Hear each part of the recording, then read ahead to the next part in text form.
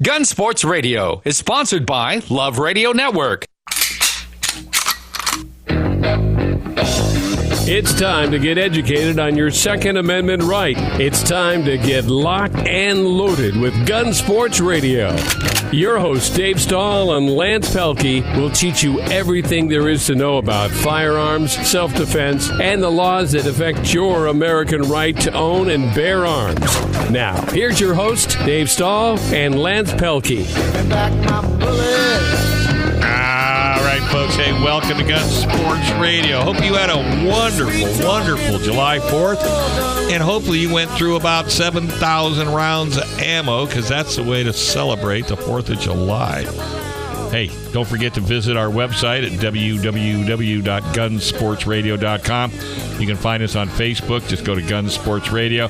We are here to help you answer all the hard questions that are being thrown out there when it comes to gun ownership and all those crazy new laws that are coming out. Oh, my goodness. Hey, by the way, the Gun Range San Diego sponsors this segment and the whole show, actually. 7853 Balboa Avenue, 7 days a week, 10 to 10. I call it the Nordstrom's of gun ranges. First-time shooter, they love you. Medium shooter, they love you even more. You know, older than dirt, shot a lot, you're still a good friend of the Gun Range San Diego. Go down there and check them out. Go to thegunrangesandiego.com. Check their schedules out. See what kind of events are coming up. Check out the library. All kinds of new guns are coming in and out of that all the time. Just check them out, folks. The Gun Range San Diego. Go to thegunrangesandiego.com. Well, we got Lance Pelkey and Michael Schwartz in the house. How you guys doing today? Happy 4th, Dave. Absolutely. I got my stars and stripes. Yes, on. you do, man. You're very patriotic. Yes, indeed. Fabulous. Got to fight the fight. So what's up, Michael? So we have this segment. We have a call to action segment, and we need everybody listening, whether you're listening live or you're listening to the stream on from our website. The San Diego City Council has come up with a brand new ridiculous regulation. It went through committee, it passed through committee, and now on July 15th, it's going to go to a general vote. So at their city council meeting on July 15th at 2 p.m., they're going to vote to keep everybody in San Diego, so in the city of San Diego, and they've expressed an interest in putting this on at the county level. They want everybody that lives in the city of San Diego, if you own a gun, you have to keep it inoperable unless you're actually touching the gun. So The gun has to be in a safe, locked up, inoperable, unless you're actually touching it. And today on the line, we have Mike from SD Must, who was at the committee meeting. And he made a statement along with Wendy from San Diego County Gun Owners, a couple other folks in opposition to this. Mike, are you there? Yeah, I'm here. Hey, Mike, how you doing, man? Pretty good. How you guys doing? Good. Happy Independence Weekend. Yeah. So tell us what happened at the committee meeting. So pretty much at the meeting, the red shirts were there instead of the orange shirts. So they were actual Moms Demand Action people.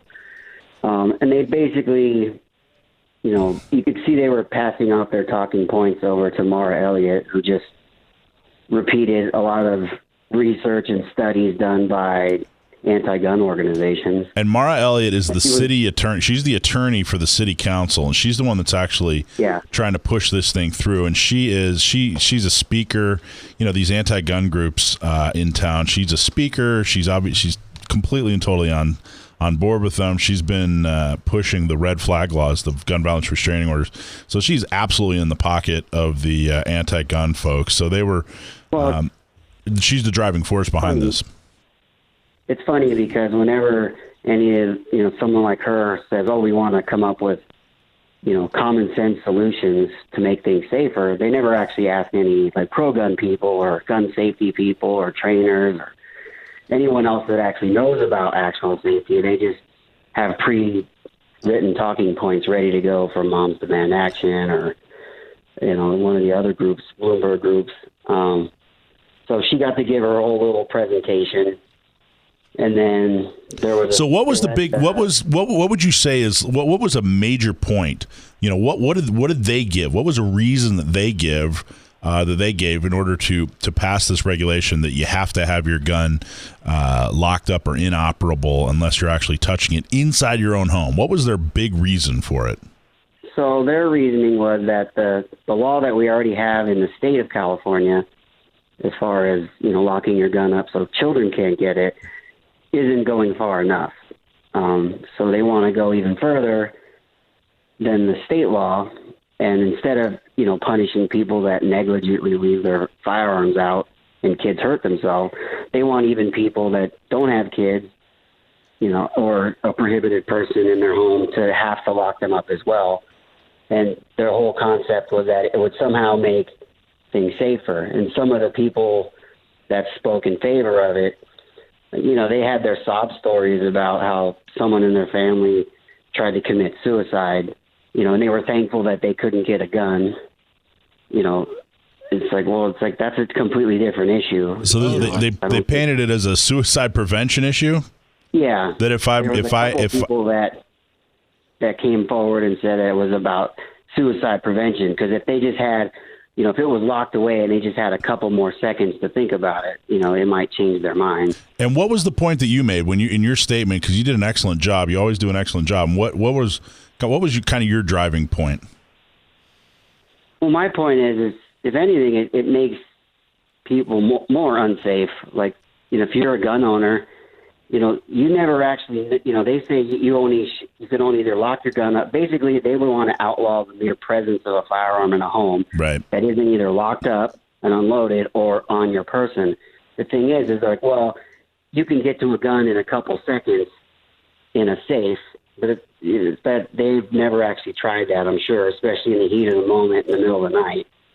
On top of that, you have to take into account that you don't ever really know when you're going to need your gun. The reason people leave their guns out while they're home is if something does happen, they can get to them quickly without having to worry about fuddling around with a lock or a. Well, there's a lot of reasons. One of the we're all responsible gun owners, so we think you should generally have your gun safely stored or whatever But it's your decision, it's your choice, it's your house, it's your property. And one of the examples I gave to somebody, a real world example, would be hey, if you have a single woman who has a firearm on her nightstand. For protection, and police come to her front door, knock and say, hey, we've had reports of burglars. Do you mind if we check around? Well, now she's standing at the front door, her gun's at the nightstand, and the cop sees it. She's a criminal. That's a real world example. That's something that's is reasonable. It could actually happen. Well, now this, and along those lines, is if she has to carry the gun on her person all the time. Let's say she answers her door, she's trying to obey the law, and the cops see she has a gun. What are they going to do? Right. They're going to freak out on her. Now, a lot of people say, hey, this is not going to stand because it sounds so much like Heller versus D.C. Heller versus D.C. was 2008 when the Supreme Court ruled against the District of Columbia in Washington, D.C., when District of Columbia basically had a very similar law that said you had to keep your gun inoperable inside your house. And that was the groundbreaking case that said, yes, the Second Amendment is an individual right. It applies to each person. So a lot of people say, well, gee, just who cares if this thing passes? Let's take it to court and, it'll go up to the Supreme Court and then, happy day and they'll rule for us. Well, unfortunately, Jackson versus San Francisco, the Ninth Circuit actually took this exact same law. San Francisco has this exact same law in the book. And they ruled in favor of San Francisco, and it was appealed, and then the Supreme Court decided to not take it. So in the Ninth Circuit, this law is, according to the Ninth Circuit, legal. So how are we going to get it back up to the Supreme Court? I don't know, but right now we need to concentrate on making sure this law doesn't pass because lawyers aren't just going to swoop in and save the day. We've got to get focused on activism. We've got to show that we can show up in mass. So, Mike, are you going to be able to make it there on the 15th? Yeah, me or one of our other board members will be there for sure. Excellent. We're trying to get as many folks as we can. So it's at the City. The other thing I was saying is in the audience, they tend to all wear the same color T-shirt. It would be, I don't know, maybe an idea if all the pro people on our side wore a different color shirt. Yeah, whatever color shirt you're wearing, though, we need you to show up. There's so many people, they give comments on Facebook and they complain and they hand wring and they go, gee golly gosh, why doesn't somebody do something? Here is your opportunity to stand up, do something, make sure your voice is heard. When is it? July 15th. Where is it? City Hall down in San Diego. What time is it? 2 p.m. Show up early so you can get your name on the speaker list.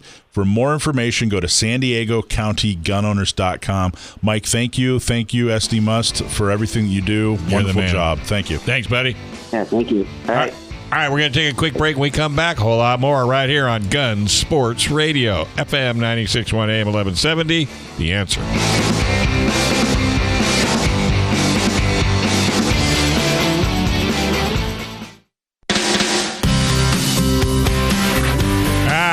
Folks, welcome back. You're listening to Gun Sports Radio, FM 96.1 AM 1170. This is The Answer. Hey, don't go anywhere. Up next, after the break, well, we already did the break, but John Dillon with gun laws in California will be on, and he's got some news for you, so don't go anywhere. But in the meantime, have you heard us tell you about how easy it is to install a Cali key? Well, let me tell you what. It will definitely make your AR rifle California legal in recognition of recent gun laws. Those law changes can put the unknowing owner of an AR-15 or AR-10 on the wrong side of the jail door. You don't want to be that person. So if you want to keep your AR and with a pistol grip, telescoping stock, and foregrip, and still have a detachable magazine, check out Cali Key. Cali Key is a cost-effective, easy solution that will allow you to keep your AR compliant and future-proof your AR from all those horrible California gun laws. Keep your entire AR collection intact at a price you can afford with Cali Key. Check out Cali Key at CaliKey.com. That's KALIKEY, KALIKEY.com. And while you're at it, do you or any of your family members keep a taser, pepper spray, firearm, or other weapons for personal protection? Do you have or are you going to get a CCW? Well, if you're involved in an incident, what is your plan to pay for bail and the expensive lawyer costs? Talk to the good folks at Firearms Legal Protection for less than $10 a month. You'll have peace of mind knowing a 24-hour hotline and legal representation is waiting for you and your family. That's Firearms Legal Protection at www.firearmslegal.com, or you can call them at 469-310-9100. All right, hey, if you ever need a lawyer and and it's a gun-related issue, Gatsky, Dillon, and Balance LLP is where you need to go. Go to cafirearmslaw.com. You'll get John Dillon. In fact, if you have firearms legal protection and you get into trouble and you're in San Diego, good chance you're going to get him. And you couldn't get a better lawyer than John Dillon. He's a hunter, he's a gun enthusiast, and he truly cares about gun rights.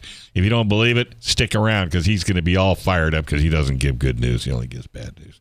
760-431-9501, 760-431-9501. Make sure you call John before you do anything. Hey, Mr. Happy, how you doing? How's it going, guys? Doing good. So, what's kicking? I know you got good news. Well, I actually do have some good news, one that I'm particularly proud of. So, last Monday, I had the privilege of filing a federal lawsuit against California Attorney General regarding California's ban on selling, transferring firearms to any adult 18 to 20 years old. Really? That's fabulous news. That's awesome, man. Yeah, so I don't know. We've talked about the law before in the past, especially when it passed, but essentially California doesn't allow the sale, transfer, or giving possession or control of a firearm to people under 21, above 18, by a licensed dealer or range. So once you turn an adult at 18 in California, even if you live on your own, in your own apartment, have your own job, you're not in school, you want to purchase a firearm to protect yourself, California says that is unlawful. You can't do it. And they are trying to take away these people's rights. So we filed a lawsuit to challenge that, and we have every intention pushing until we win. Well, you're not going to get your Christmas card from Gavin Newsom anymore. Just letting you know, you're going to be really bummed. I don't think I ever stood a chance on that one.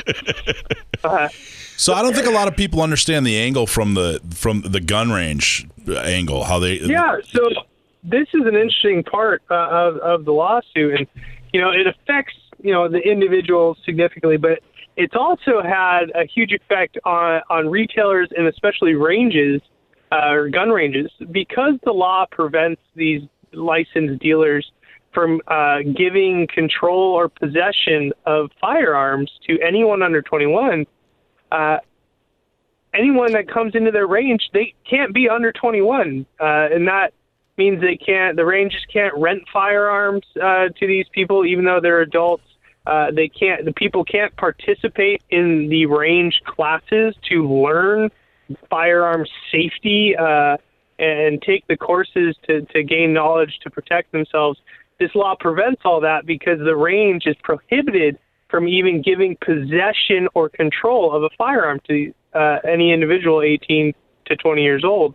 So ranges have had to, start questioning people's age once they come into the range. And if anyone is under 21, they've had to tell them that they have to leave. They can't do anything, or they can stay in the retail store without going into the ranges. And the scary part is this also applies. Let's say a 45-year-old dad goes into the range with his 20-year-old son, and neither of them own a firearm, but they intend to rent a gun and go use the range and learn how to safely shoot together.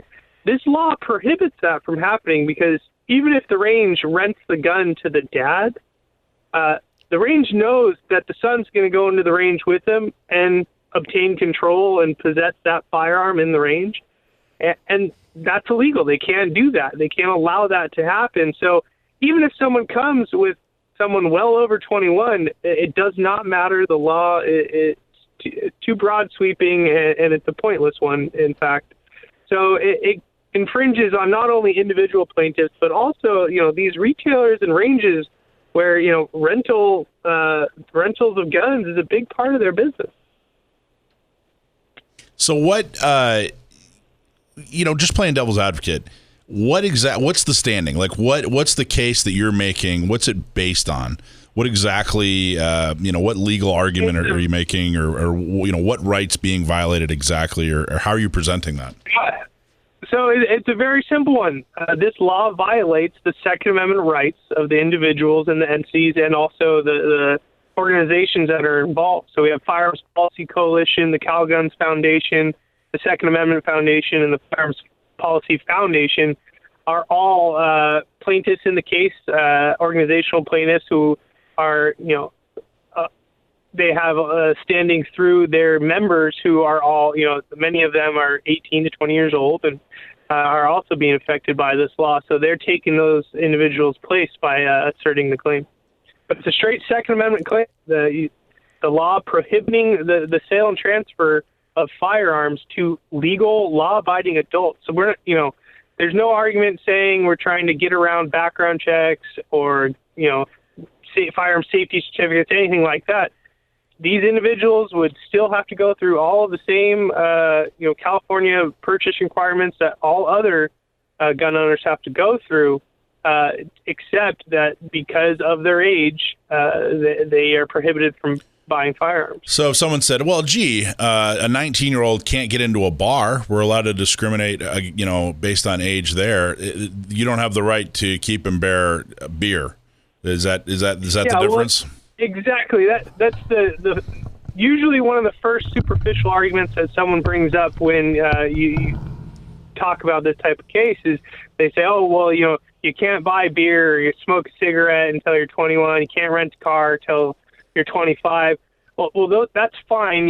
Smoking and drinking are vices, and you have no constitutional fundamental right to those things. So there's a big distinction in the law between vices and a right. And we are talking about a fundamental Second Amendment right that everyone has. And, as an adult, once you turn 18, you are an adult in the eyes of the law, and that gives you all full rights under the Constitution. You don't get any inhibited rights as an adult. And the fact that the state of California is trying to say that 18 to 20-year-olds aren't responsible enough or they're too dangerous to purchase firearms, one, it's an arbitrary argument with no factual evidence to support that. And two, it's discriminatory. They're discriminating against people that are 18 to 20 without regard for their individual circumstances. The fact that they have no criminal history, no mental health history. They're totally fine, law-abiding legal adults, and they're trying to, and the state has stripped them of their rights. That's awesome. I bet aliens can do it. You mean like illegal aliens or Martians? Space aliens? There's a big difference. Well, hey, by the way, I just got an amazing. There's somebody listening. Says, Dave, does a 20-year-old police recruit not able to attend the police academy anymore? Yeah, so under the law, that's one of the minute exceptions is if you're in the military or law enforcement, and the state considers that, good exceptions to their law. So the only other one that's, generally applicable would be to obtain a hunting license. But the thing is, the Second Amendment isn't for only police, and it's not for people in the military, and it's definitely not just for hunting. The Second Amendment is the individual right to defend yourself from either a tyrannical government or from any unwanted attack. So, my clients, they're not going to join the military, and they're not going to become law enforcement, and they're not going to fake an interest in hunting. They don't want to hunt, and they have no need for a hunting license or to go through hunter safety, in which they learn a bunch of facts on fish and wildlife law and fish and game codes that has nothing to do with what they want to do. They want to exercise their right to self-defense, and they should be able to. Well, this is another example, too, of, gun groups being fairly reasonable. There's been a ban on 18, 19, and 20-year-olds owning pistols for years, and we've kind of put up with it and said, okay, fine, but there is nothing reasonable about a total ban, which is exactly what this is. And it's just another example of groups like, San Diego County Gun Owners, the Firearms Policy Coalition. We're not the extremists. We're fighting against extremists, and a complete and total ban on adults' ability to defend themselves, that's an extreme measure, and I'm so glad that you're standing up for it. You're absolutely the best, and thank everybody at Firearms Policy Coalition and Second Amendment Foundation and Calguns, all those guys. Please thank them. So do you need any help from the general public on this, or you got it pretty much dialed in? We're already working hard on the case, but if anyone has been involved in a situation where your rights have been violated, especially Second Amendment rights, feel free to give us a call. All right, buddy. And that number is, folks, if you don't have it, it is, on the other page. Well, if I'd have had it turned to paper, 760-431-9501. And if you don't have a phone, go to cafirearmslaw.com, cafirearmslaw.com. All right, buddy, keep up the good fight, and we'll talk to you next week. Have a good one, guys. All right, folks, we're going to take a quick break. When we come back, a whole lot more right here on Gun Sports Radio. FM 96.1 AM 1170, The Answer.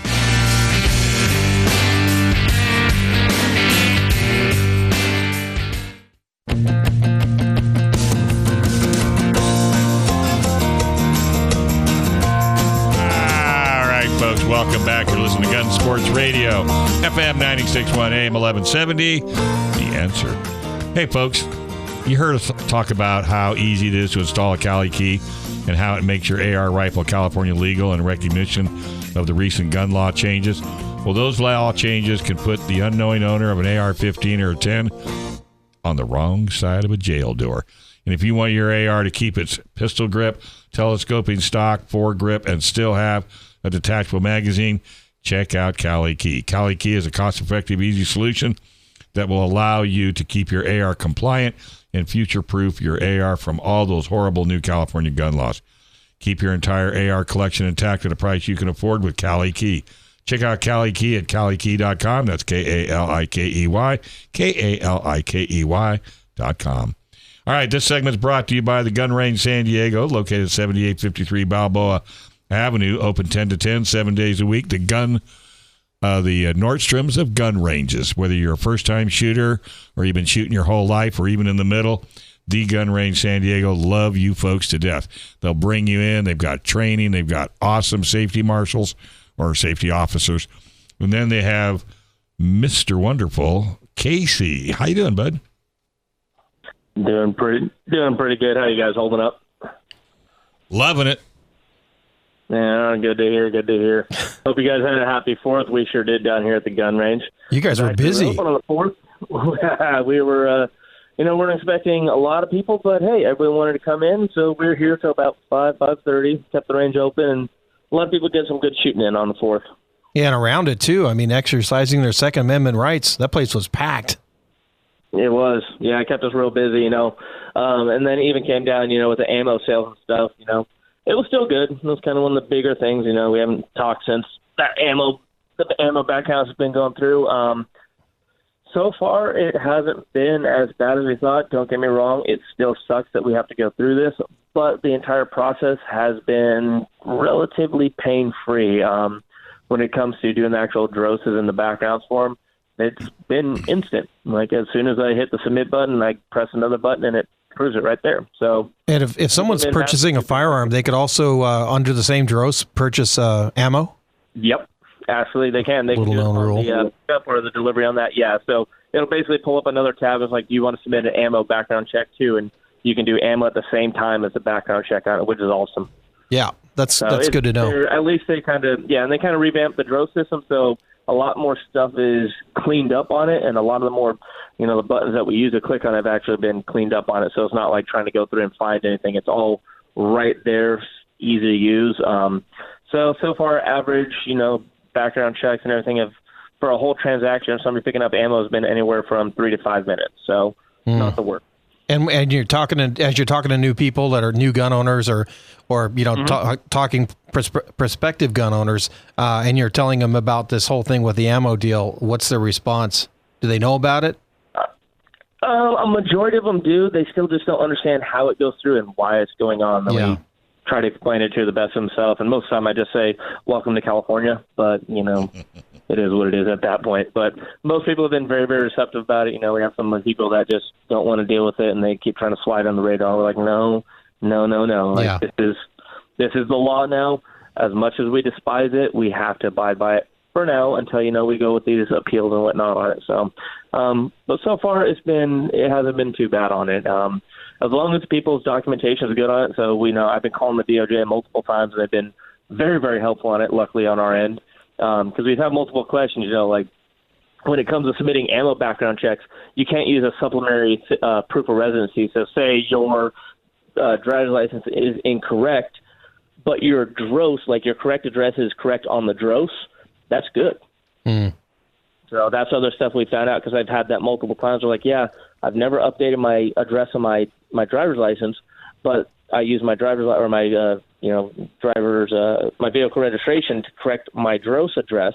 So it basically goes off the correct address on the DROS. If that is where they live, that is the correct address on it. It goes by instantly. We've had a couple denials so far, but it wasn't anything on our end. It was their misspelling or various other stuff that we corrected on it. What happened? The DOJ has been very happy with us. Have you had to do? There's a couple of different levels. There's the instant, it's $1, and then there's one that's like $90, and it takes a couple days, right? Yeah, it's the $19 one, and that is the basic. The standard one's the $1 one. Then you have your COE, and then the basic one is the $19, and it takes multiple days. We haven't had to do the basic one, and that's mainly for people that don't have a firearm purchase in California within the past 5 years. So a lot of times they have to go through the CFAR system and update a bunch of stuff. The other one we're still dealing with is like military purchases. They have to provide like a birth certificate or passport to provide or show citizenship out here. So citizenship in the U.S. It's kind of fun for the military end, but we're doing as best we can. Hey Casey, I got another text. I got to quit giving out my phone number. It says, do you need a real ID, and can you buy any caliber? Yes, so you can buy any caliber real ID. So as long as your ID doesn't say Federal Limit Supply, you're still good. The real IDs will be coming into effect, I believe, is January 1st of next year. So my ID right now that I have, it has a little bear hologram on it, and that is good. But the instant your ID comes up for expiration, then it's going to go to a federal limit supply, and then you need to get a real ID. Right. And the key to that, folks, is if you get in the mail, oh, hey, send us $35 and we'll send you your driver's license, and you get all excited because you don't have to go to DMV, you're going to get a restricted license. So if you have to go, was it January of this year, was it? Yeah, that's when it started. January of this year, if your birthday falls anywhere in 2019, you have, especially after that January date, you have to go in physically, bring all your documentation, pretty much anything and everything, and look on the website. It'll actually tell you. I think it's even on yours, isn't it? I don't. I think it's on theirs. It's not. I don't think we. You don't have it on yours. Yep. Yeah. Okay. Yeah, so we that's have it up on ours. So we're getting it on there updated. Right. And what about folks that have a CCW for San Diego? CCW. So it still needs the ID. The CCW basically exempts them from like the safe handling affidavit and the secondary proof of residencies and whatnot, but still have to have the corrective state ID. Wonderful. So if you have a driver's license that says federal limit supply, meaning it's not a real ID, top right corner, it says federal limitations or federal limit supply, there's nothing you can do, or could you bring in a passport? Could you bring in a birth certificate and buy ammo, or you're done? So, yeah, as of right now, it's still, if it says federal limit supply, they're not accepting them. I have been hearing things about using passports and birth certificates, but I haven't called the DOJ on that yet, and that's probably something we're going to do today just to make sure. Well, because they did have some little leeway on it, but it's still trying to deal with the DOJ. So when somebody comes in, so you ask for their driver's license, and if they don't have it, what do? We basically tell them they need to get a real ID. Okay, gotcha. And that's how it comes down to, especially with purchasing firearms too. Right. Everything has to go through that now. It's a mandated thing. Our hands are tied at that point. Believe me, as much as we want to sell guns to everybody we can. All right. So it's just how it is. Let me just throw another scenario out there, because in the car industry, when smogging came about, the government used to bring in what we call ringers to try to catch the independent shops, either using somebody else's tailpipe to smog a car because they knew the car they were going to smog would never pass. Does the government do that to gun shops as well? I have no doubt in my mind that they do. It's kind of like a secret shopper thing. Right. So that's why we're not out there to spread bum scoop to anybody. And, we have so many people that come in here all day and they're asking questions, and we always tell them, look, we're not lawyers. We're not here to give legal advice. Right. This is just what the law states to this point, and this is what we have to abide by. Right. I can't, advise you of anything more than that. That's going to get, me in a bind or you in a bind. So, because we have people always asking questions like, why can't I if I put this vertical foregrip on it, are you going to, come after us? I'm like, look, we're not law enforcement in here. But, if you violate the law, that is on you. We've had people that because we do work on certain guns and stuff, and we had somebody want us to put a vertical grip on a gun for them. We're like, we can't do it. We cannot do that. We can't do that. What you do with your gun on your time, that's on you. But us, no, we have to abide by the law. Well, because you never know. All it's going to take is one, and then you're on the list. Then you're on the list. All it takes is one mistake or one miss up on anything, right? And the ATF, because the ATF is looking for a reason to shut down anybody and everybody. Oh, sure. That's their job. Especially gun range, yeah. It's what they do. The alphabet boys out there are they're little sneaky buggers, that's for sure. Well, they're not to help and protect. They're to trap and convict. Yeah. So far, us contact, because we know we have our DOJ hotline number, and we call them for any questions we have. And always the people we have on the other end of the line have been extremely helpful with us, and they're just real people. This is their interpretation of law from the DOJ, and they tell us it as it is, not just trying to, trap us or anything like that. So we're always good with them. ATF, they're kind of a new entity. It was actually something that I just learned today when it comes to 9mm rifles. So we had a customer. He came in. He was under 21, but he has a hunting license. Therefore, he can buy rifles. He purchased a 9mm rifle because it is a rifle. It is a fixed stock. It has a rifle and all that. And I called the DOJ. He's like, hey, he can buy this, yes. Can he buy ammunition for it? And they said, per the penal code and everything, it is up to the firearms dealers to decide. But if they believe, but without a reasonable doubt, that ammunition will be used in a rifle, we are permitted to sell them 9mm ammo for that rifle. That's interesting. Yeah, we had no idea about it. We're like 9mm, nope, this around, can't use it. Called up the DOJ, and they're like, nope, as long as it is without a reasonable doubt that you're believing that this will be used in the rifle, you're good. Now, does that put the responsibility on you if it turns out not to be used and it's used in a crime? Right, and it does to us, but that's, there's nothing we can do at that point. Right, gotcha. I told this guy a 9mm rifle. I'm looking at it. It is a 9mm rifle. Beyond a doubt, I'm selling him ammo for this rifle. If he uses it for something else, that's on him. It doesn't come back to us. I sold it to him in the rifle. Right. Is it something that we're doing? No, not necessarily, because not many people are in this bind. It's just onesies and twosies. But that's what it's trying to wade through all these laws and figure out, all right, what is okay and what is not, because it's the same thing with like the AR pistols. Yeah. What is good, what is not. I just sell him one bullet. Tell him if he needs another one. That's all you get. Come on down. All right, buddy. Hey, we appreciate everything you do.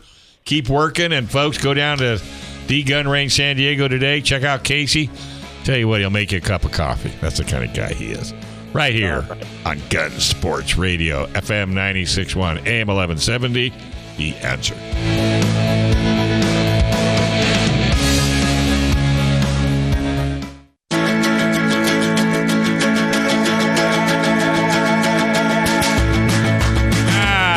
Folks, welcome back. You're listening to Gun Sports Radio, FM 96.1, AM 1170, The Answer.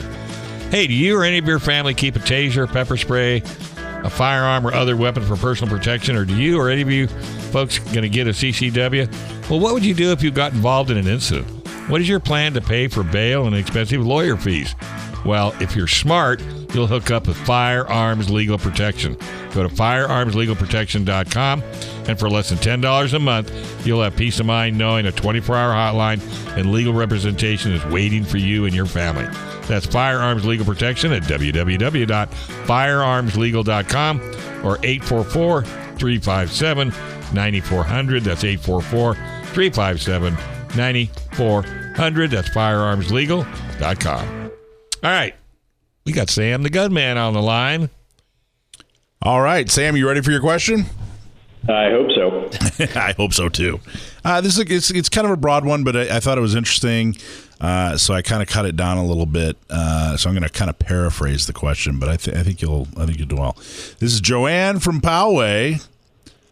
She wants to know what so a lot of times in movies and pictures and that sort of thing, people will actually confuse an AK-74 that the Russians made in 1974 for an AK-47, which the Russians made in 1947. And they would think they're looking at an AK-47. They're actually looking at an AK-74. Joanne from Poway wants to know, what are some of the significant differences between an AK-74 and an AK-47? Joanne from Poway, thanks for the question. And you were right, this is a pretty broad one. So there's no, to talk about the differences, you have to talk about, there weren't just two versions of the AK. It was sort of an iterative design process that started in the mid to late 1940s and culminated in 1947 with the adoption of what they call the Type 1 and Type 2 AKs. The Type 1 and then the Type 2 came along a little later, and that one was milled. And then the AKM came along in, I want to say, the 50s when they finally got their stamping processes under control. So when people say AK-47, what they usually mean is AKM, because that was what was most produced. And then the AK-74, which came along in, of course, 1974, as the name suggests, incorporated a few more modifications, but most notably a change in caliber. The Soviets had seen how effective the 5.56 NATO cartridge was at wounding and how much less recoil it produced. And so they created their own small caliber high velocity cartridge in the 5.45. That's excellent. That is absolutely excellent. I hope that answered the question. More than answered the question. That's my nephew, ladies and gentlemen. And what you said that they had seen, what happened with the 5.56. The Americans in our AR series were using mostly 5.56. What's significant about 1974, and where had they seen that, I guess? They had seen reports from Vietnam. From Vietnam, right, where they were keeping a close eye on and helping out the enemy, and seeing that, although it had a kind of a slow start, the M16 had a slow start, and they had to be improved, and they had to learn how to use it and clean it and everything. It was a devastating weapon to the enemy, even though they were fighting against an AK-47, right? Yeah. Dr. Martin Fackler, one of the founders of, I think the founder of the U.S. Army Wound Ballistics Laboratory, when he was in field hospitals in Vietnam, he noticed that bullets fired from AK-47s and SKSs had a tendency to just sort of pencil through flesh. And if they didn't hit any critical organ or bone or anything, then the wounds weren't very complex, because the bullets were very stable. They were mostly steel cord, and they didn't yaw or fragment or anything like that. They would just punch through. Well, that's awesome. I think you more than answered her question. That is a fantastic job. We're actually going to keep you on the line, and we're going to talk to Lee from Gunfighter Tactical. Is Lee there? Are you on the line, Lee? Hey guys, how's it going? How's your Sunday? Good, man. How's yours? Oh, beautiful. This weather, it's nice to be summer, I got to admit. Were you listening to my nephew there talk about AK-74s and AK-47s? Yeah, I was listening. I zoned out just listening to him going, man, that guy's smart. Dude, 19-year-old kid. That's my nephew. Yeah, I remember you telling me about him. I'm like, wow, he's a wealth of knowledge. That's pretty awesome. Yeah. So, what happened with the 3-gun? Well, it was a massive success. It was a lot of fun. I think I dare you to find someone who didn't have fun. It was a really, really good time. Our sponsors came through, Arrow, Vortex, Accutac, Bipod, Hogue, CMC. They all donated stuff, so every single person who competed got a prize, and that was just phenomenal. It's so rare that the employees of the gun shops get a prize. We're always giving them out to people, but we never get to keep them ourselves. So that was a cool treat. So just to recap, Gunfighter Tactical, you guys organized a 3-gun competition against some of the other gun shops in town. And who are the other gun shops that participated? So real quick, it's not just a 3-gun; it's a combat 3-gun. So there is an added difference of we count no shoots a lot more heavily, and we're wearing plate carriers. What's a no shoot? Tell everybody what a no shoot is.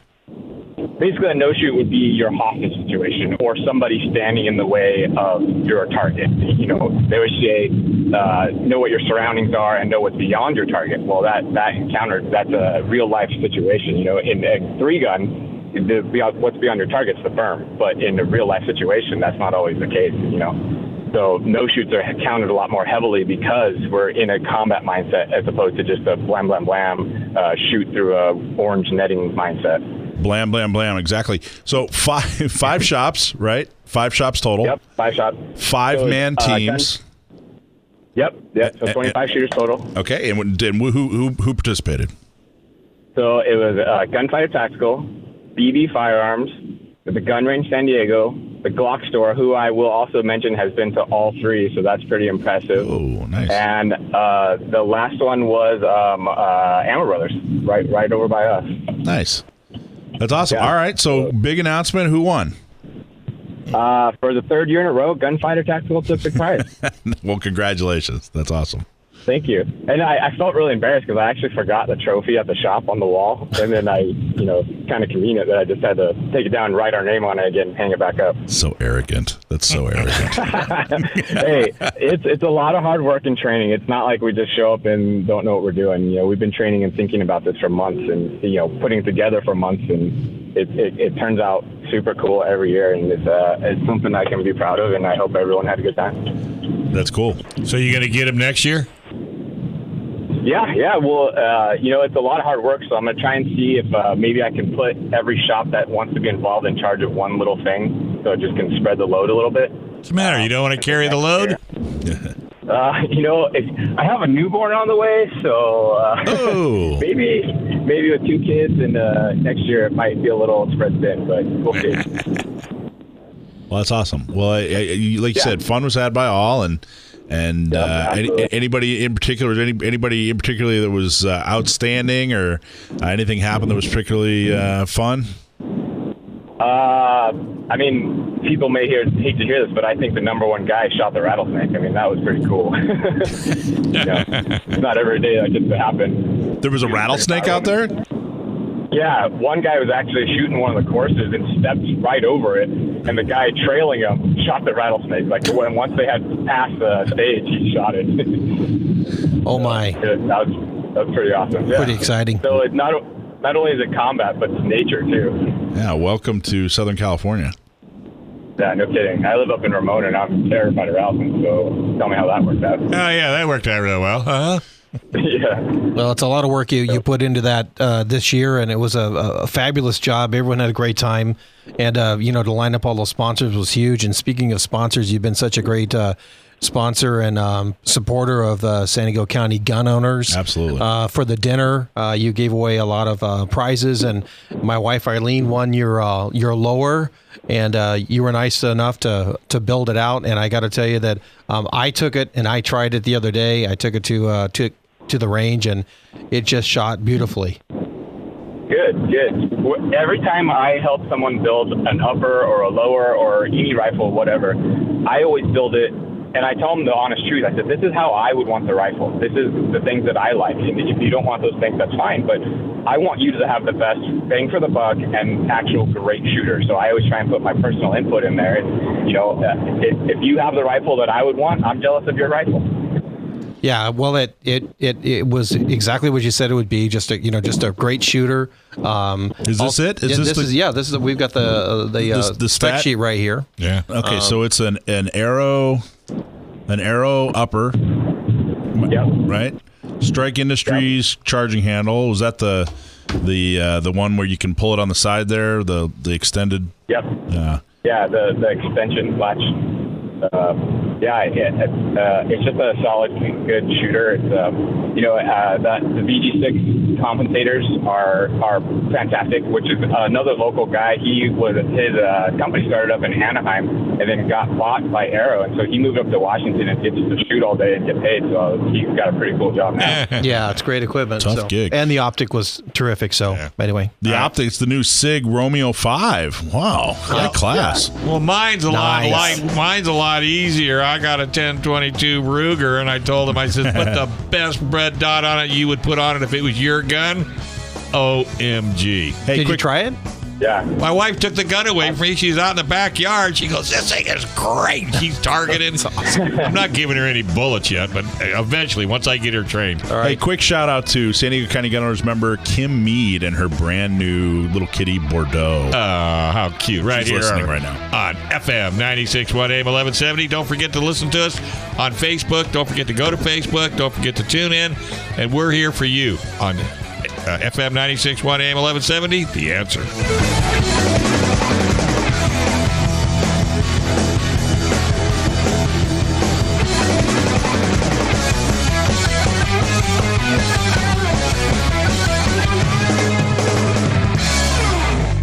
Gun Sports Radio is sponsored by Love Radio Network.